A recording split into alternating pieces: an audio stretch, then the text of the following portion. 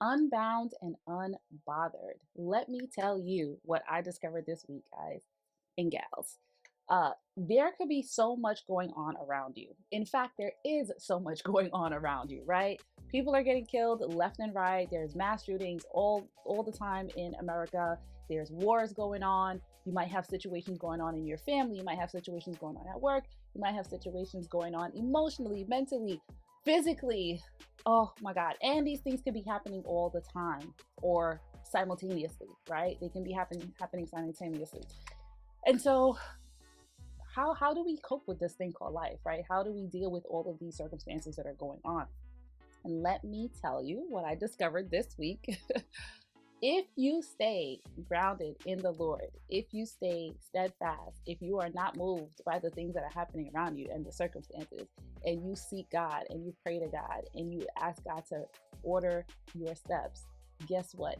He will. And you will find yourself unbound and unbothered in the midst of all of this chaos. So I know you want to know, Sabine, what are you talking about? How did you come to this conclusion? I'm going to get to that. So basically, I was reading this week the book of Daniel. And the book of Daniel, I heard the stories in the book of Daniel before, but I got a kind of fresh revelation, fresh oil from this reading. And I wanted to share it with you guys because it really blessed me, especially in the things that I'm going through right now. And so there's so many different parts. I'm going to try to paraphrase and kind of get you the important parts so that we can kind of get to the meaning of the story. So Daniel was a Jew. He was from the tribe of Judah, right? Way back in the Bible days. And he was chosen of all of the Jews. The king at the time, Nebuchadnezzar, had asked for the most handsome, the most strong, the most healthy, the smartest people to be chosen, to be part of his court, to be part of his sort of leadership in his kingdom. And so Daniel and his friends, Shadrach, Meshach, and Abednego, their names were changed to Babylonian names, so those are their Babylonian names. And they were chosen, right? So when they got there, and they were supposed to be trained for 3 years to become, healthy and strong, whatever. Healthier and stronger, whatever. And during this time of their training, they were told that they had to eat the food of the king, food and wine of the king.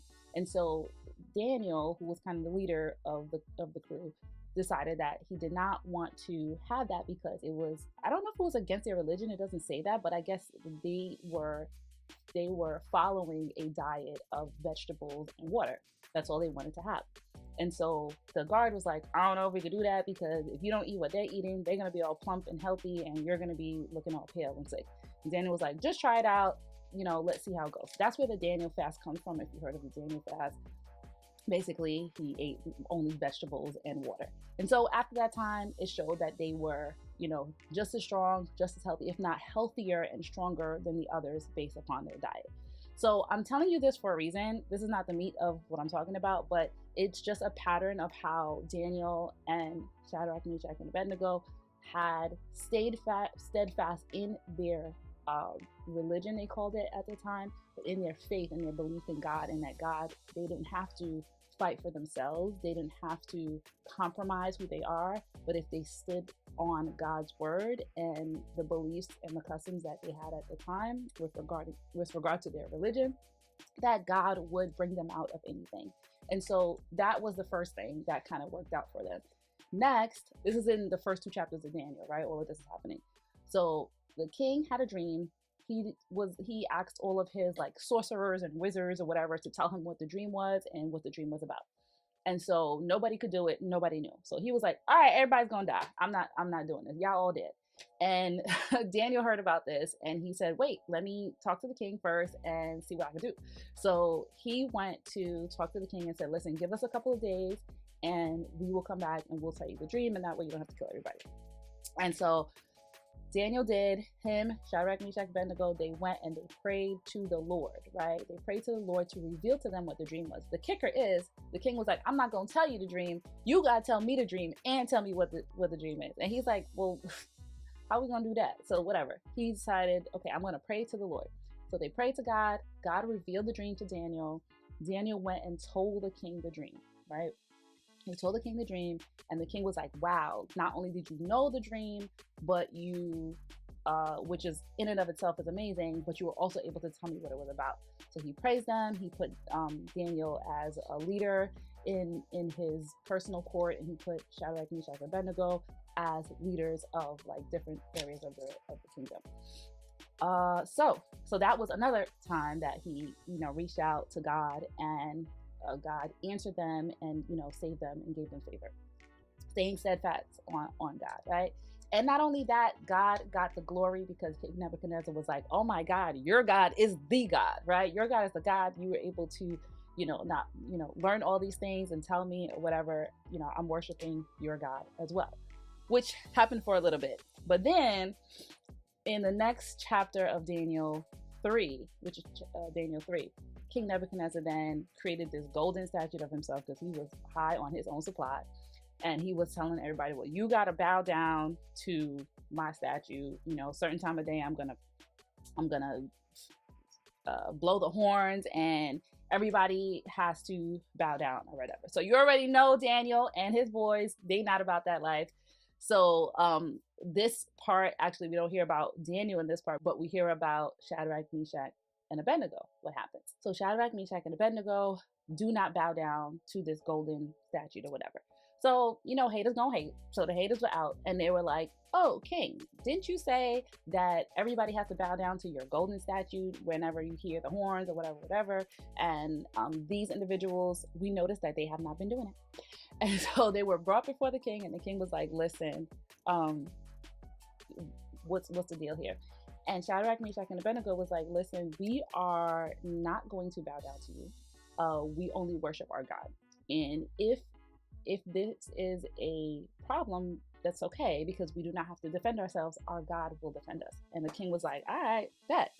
This is the same king that said, I know that your God is the God, and I'm going to worship your God. Next chapter, he done forgot about that. And now he's like, well, if you ain't going to worship me, you're going to go into the fiery furnace. And so he ends up going and he ends up putting the three of them into the fiery furnace, bound. Not only that, the furnace was turned up, I feel like it was like 7 times or something hotter than it normally is, to the point where the people who were going to put them in the furnace, the guards were dying just getting close to the furnace. So Shadrach, Meshach, and Abednego are put into this furnace. And when they are put into the furnace, not only do they not die, but they chilling in the furnace, right? They're praying, they're worshiping in the furnace. Nothing's happening to them. And the king then sees this, and he's like, wait a minute. Didn't I put 3 people in the furnace? Why do I see 4 people walking around unbound? Okay, so this is where it is. You will be unbound and unbothered if you stay steadfast and unmovable in God, if you worship God and pray to God and ask God for your Savior, for salvation, for Him to keep you and guide you and cover you in all things. And what I loved about this, right, because we know that no matter what we do, life is not going to be perfect. It doesn't mean that we're not going to come against issues and circumstances that are going to happen in our lives. It doesn't mean that, right? But it does mean that even if it comes, God's got you, okay? And what I love that Shadrach, I don't know which one of them was speaking at the time, but basically he said, even if God does not save us from this, we still know that He is God. I needed to actually read it. It's Daniel 3, verse 18, and it goes like this. Actually, I'm going to read from verse 16. It says, Shadrach, Meshach, and Abednego replied, O Nebuchadnezzar, we do not need to defend ourselves before you. If we are thrown into the blazing furnace, the God whom we serve is able to save us. He's able to do it. He will rescue us from your power, your majesty. But even, verse 18, but even if He doesn't, we want to make it clear to you, your majesty, that we will never serve your gods or worship the gold statue you have set up.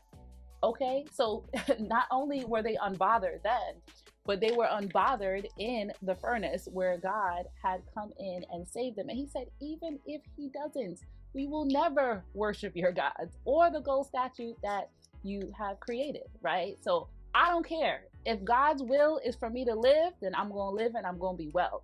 If God's will is for me to say my goodbyes and move on, in life, guess what? That's okay too. But what I'm not going to do is worship your gods, right? That is what it looks like to stay steadfast and unmovable.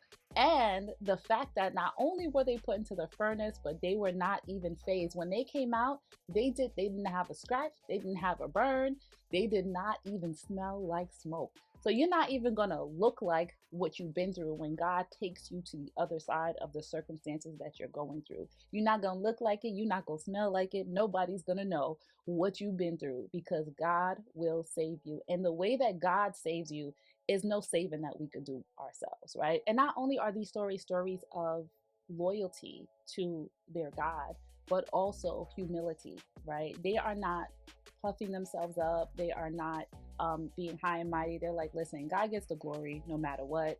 I don't even have to, do too much because all I have to do is focus on God and see God in this season, and God's got it. And so I wanted to get into two other aspects of this book of Daniel because I think it also ties in well here.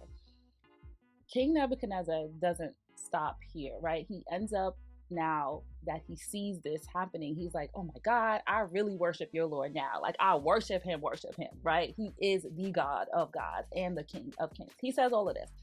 And in the next chapter 4, he has another dream, and Daniel interprets this dream for him as well. And so basically the long and short of it is that the dream basically says that Nebuchadnezzar got too high on his own supply and that was feeling himself and was puffed up and arrogant with his own, his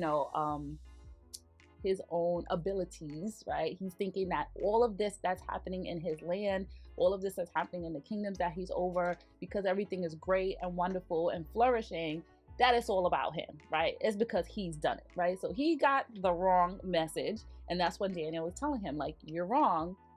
You really need to humble yourself and give God the glory for everything that's happening here, because if you don't, you're basically going to be exiled. You're going to be exiled. You're going to be insane. You are going to live in in the pastures like a wild beast or like a wild animal for 7 years. I don't know if it's 7 years, but it says 7 periods of time. And then when, that time period is over, you will regain your sanity. And then you will see at that point that God is the God, right?